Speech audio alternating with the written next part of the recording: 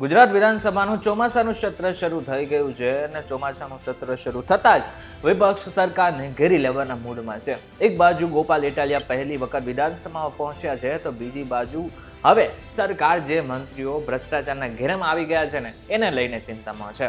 એટલા માટે થઈને હવે હાઈકમાન્ડ એટલે કે ભાજપ હાઈકમાન્ડને નક્કી કરવું પડ્યું છે કે મંત્રીમંડળમાં મોટા ફેરફાર કરવા પડશે અને અડધો ડઝન કરતાં પણ વધારાના મંત્રીઓ છે એમને ઘર ભેગા કરવા પડશે. આની સાથે કેટલાક એવા ચહેરાઓ છે કે જેમને મંત્રીમંડળમાં સ્થાન મળી શકે છે. હવે કોને સ્થાન મળશે અને કોનું પતું કપાઈ શકે છે જાણીશું આજના ખાસ વિડીયોમાં.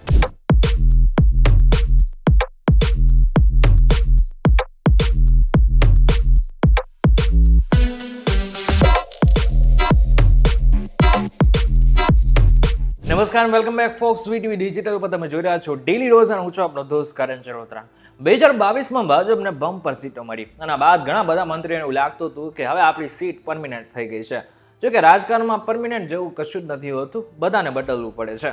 એવી રીતના ફરી એકવાર બદલવાનો સમય આવી ગયો છે. એક બાજુ જ્યાં મંત્રીઓનો ભરપૂર વિરોધ થઈ ગયો છે તો બીજી બાજુ ભાજપની છાપ પણ ખરડાઈ રહી છે. જ્યાં 2022 જેવી છાપ અત્યારે ભાજપને જાળવી રાખવી મુશ્કેલ બની ગઈ છે, એવામાં હાલ મંત્રીમંડળમાં હવે ફેરફાર થવાની શક્યતાઓ ઘણી વધી ગઈ છે. તમને જણાવી દઉં કે મુખ્યમંત્રી સિવાય બીજા 16 મંત્રીઓ હોય છે, જેમાં એક મુખ્યમંત્રી આ બાદ 8 કેબિનેટના અને 8 રાજ્ય કક્ષાના મંત્રીઓ હોય છે. આ બધામાં તમને જણાવી દઉં કે છેલ્લા 3 થી 4 વર્ષથી મોટા ફેરફારો મંત્રીમંડળમાં થયા જ નથી. એટલા માટે થઈને હવે 2027ની ચૂંટણી જીતવી હોય તો હવે નવા ફેરફારો પણ કરવા પડશે અને નવા ચહેરાઓને સ્થાન પણ આપવું પડશે. અને આમાંથી કેટલાક એવા નામો છે કે જેનું નામ કમી પણ થઈ શકે છે. અત્યારે એવી ધારણા છે અને એક ખાનગી ન્યૂઝપેપરના અહેવાલ મુજબ 8 કરતાં પણ વધારાના મંત્રીઓ અત્યારે ઘર ભેગા થઈ શકે છે. એમાંથી એક નામ તો કદાચ તમને ખબર હશે, એ છે બચુ ખાબડ. બચુ ખાબડના પુત્ર ઉપર જે ભ્રષ્ટાચારના આરોપો લાગ્યા એ બાદ ભાજપ ત્યારથી ને અત્યાર સુધી માત્ર ટેન્શનમાં જીવી રહી છે.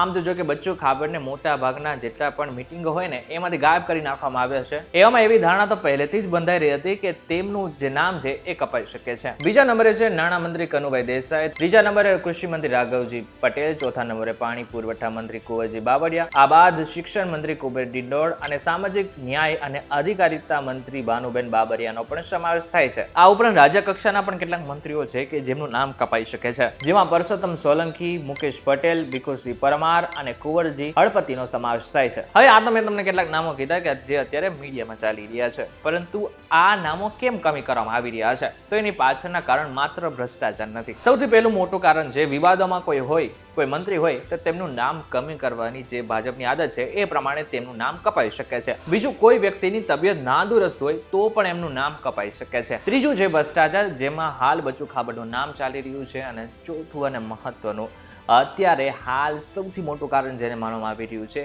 એ છે વિસાવદરમાં જે ભાજપને હાર મળી એને કારણે જે મંત્રીઓનો વાક હતો એ બધા જ મંત્રીઓને કાઢી નાખવામાં આવી શકે છે. આ સાથે હવે એ પણ વાત કરી લઈએ કે કોને સ્થાન મળી શકે છે. તમને જણાવી દઉં કે મોટા ભાગના જેટલા પણ નામો હોય છે ને ભાજપ હાઈકમાન્ડ ગુપ્ત રીતે રાખતા હોય છે. ઇવન જે વ્યક્તિને મંત્રી બનવાનું હોય છે ને એ મંત્રીને સવાર સુધી તો ખબર પણ નથી હોતી કે એમને મંત્રી બનવાનું હોય છે.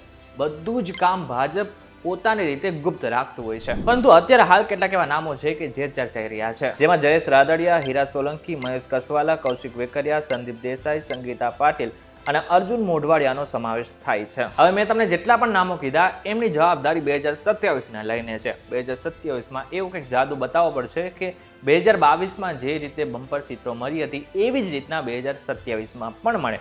જો કે આ કામ થોડું હવે અઘરું પણ દેખાઈ રહ્યું છે, કારણ કે જે રીતના ભ્રષ્ટાચારના આરોપો લાગ્યા અને સરકારનો જે રીતના વિરોધ થઈ રહ્યો છે, બીજી બાજુ આમ આદમી પાર્ટી જે રીતના મજબૂત થઈ રહી છે એ પ્રમાણે જોવા જઈએ તો 2022ની જેમ 2027માં સીટો મળવી થોડી અઘરી લાગી રહી છે. અને મંત્રીમંડળને વિસ્તરણની વાત થઈ રહી છે, એવામાં હજુ સુધી ગુજરાતના પ્રદેશ ભાજપ પ્રમુખ કોણ હશે એના નામની ચર્ચા ચાલી રહી છે, પરંતુ હજુ સુધી કોઈ નામ ફિક્સ કરવામાં આવ્યું નથી. એવામાં હવે જે પણ નવા મંત્રીઓ આવશે એમની જવાબદારીઓ પણ વધી જશે અને એમનું કામ પણ ડબલ થઈ જવાનું છે. હવે આમાંથી પણ એક મહત્વની વાત જે કદાચ તમને નહીં ખબર હોય, ઘણા બધા કોંગ્રેસના નેતાઓ હતા કે જેમને એમ લાગતું હતું કે મને મંત્રી બનાવવામાં આવશે એટલા માટે થઈને તેઓ ભાજપમાં જોડાઈ ગયા, પરંતુ એમને ભાજપે સ્થાન નથી આપ્યું. એમાં સૌથી મોટું નામ અત્યારે ચર્ચાઈ રહ્યું છે એ છે હાર્દિક પટેલ. હાર્દિક પટેલને આ વખતે પણ મંત્રીમંડળમાં સ્થાન નથી મળેલું. આની સાથે સાથે અલ્પેશ ઠાકોર અને સીજે ચાવડાની શક્યતાઓ પણ નહીવત દેખાઈ રહી છે. ઉત્તર ગુજરાત અને સૌરાષ્ટ્રના નવા ચહેરાઓને વધુ તક મળવાની શક્યતાઓ હાલ દેખાઈ રહી છે. હવે ખાલી ઉમેરવા અને કમી કરવા આટલું જ નહીં, અમુકને પ્રમોશન પણ મળી શકે છે. એમાંથી સૌથી વધારે નામ અત્યારે ચર્ચામાં છે તો એ છે હર્ષ સંઘવી અને બીજું છે જગદીશ પાંચાલ. તમને જણાવી દો કે જગદીશ પાંચાલનું નામ ગુજરાત ભાજપ પ્રદેશની રેસમાં પણ છે. હવે છેલ્લી એક મહત્વની વાત તમને કહી દઉં કે ભાજપ જૂના જોગીઓનો સાથ પાછો લઈ શકે છે. જૂના જોગીઓ કે એવા નેતાઓ કે જેમને અત્યારે હાલ સાઇડ લાઇન કરવામાં આવ્યા છે, પરંતુ એમનું જે સ્થાન છે એ મહત્વનું છે. બની શકે કે ભાજપ ફરી એક વખત એ જૂના જોગીઓને સાથે લઈને 2027ની ચૂંટણી લડે.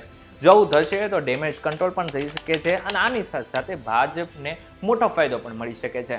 પરંતુ જેવી રીતના ભાજપ હાઈકમાન્ડની ટેવ છે કે કોથળામાંથી બિલાડું જ કાઢશે, એવી રીતના આ વખતે પણ મેં તમને જેવી રીતના નામ કીધા એમાંથી બીજા કોઈ નામ પણ અત્યારે ચર્ચાઈ શકે, જેના આગળના સમયમાં એમને સ્થાન મળી શકે છે. પરંતુ મેં તમને જેટલા નામ કીધા એ એકચ્યુઅલમાં મીડિયામાં અત્યારે જે રીતના ચાલી રહ્યા છે અને ખાનગી ન્યૂઝપેપરના અહેવાલ મુજબ મેં તમને કહી દીધા છે. પરંતુ તમને શું લાગે છે કે આગળના સમયમાં કોને સ્થાન મળી શકે છે, કોને સ્થાન મળવું જોઈએ, કોનું નામ કમી થવું જોઈએ? તમને જે પણ કાંઈ લાગતું હોય એને મને જરાક કોમેન્ટ કરીને ચોક્કસથી કહેજો. આ વિડીયો પસંદ આવે તો વિડીયોને લાઈક અને શેર જરૂરથી કરજો. તથા આવા જ ઇન્ફોર્મેટિવ વિડીયોઝ માટે વીટીવી ડિજિટલ સાથે જોડાયેલા રહેજો.